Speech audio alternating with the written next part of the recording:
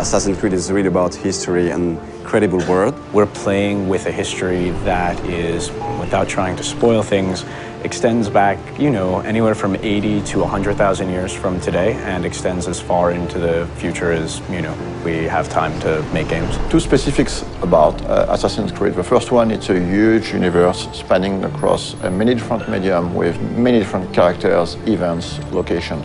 The second one is the community. The community on Assassin's Creed is extremely knowledgeable about this universe and also has very high expectation about what's coming next in terms of story. So putting all these things together, we realized it was time to fit everything into one reliable source of information. Actually, it really has been a back and forth process between the encyclopedia writers and the games writers to make sure that all the content of the book, of the encyclopedia, is really accurate. Well, we start by going through all the data, and then we would decide on what articles we wanted to do. And once we had that settled, we would write down a brief description of the article, send it out to the external writers who would then return the full content to us. The best part about this project was adding new content.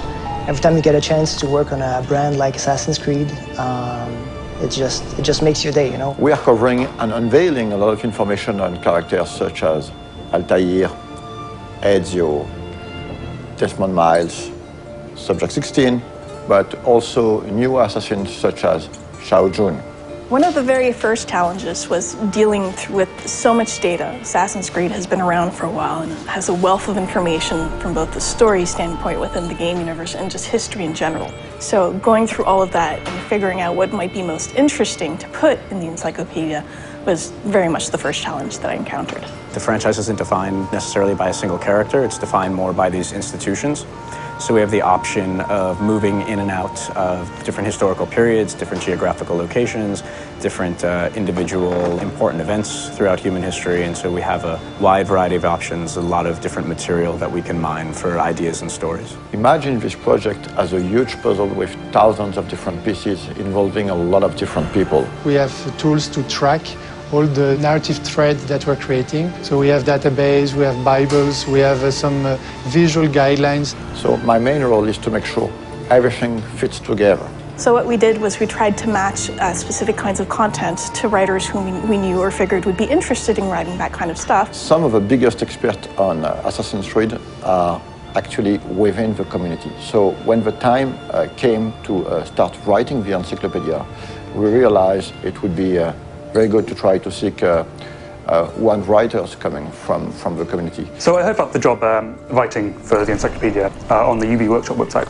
and I thought, well, it's about video games and it's about history, so it seemed perfect for me. We were really surprised by the reaction. We got hundreds of submissions, and some of them were very, very good. Well, most of the stuff I wrote was biographies, so of both the characters purely from the games and historical figures behind it. To make a long story short, instead of hiring one person, we finally hired 5 writers coming from the community. What I tried to do is dispatch the articles based on some of the test submissions they sent in, seeing what they liked to write best, and then we kept it contextually similar. We tried to minimize the risk of bad overlapping and maximize the opportunities of cross-referencing.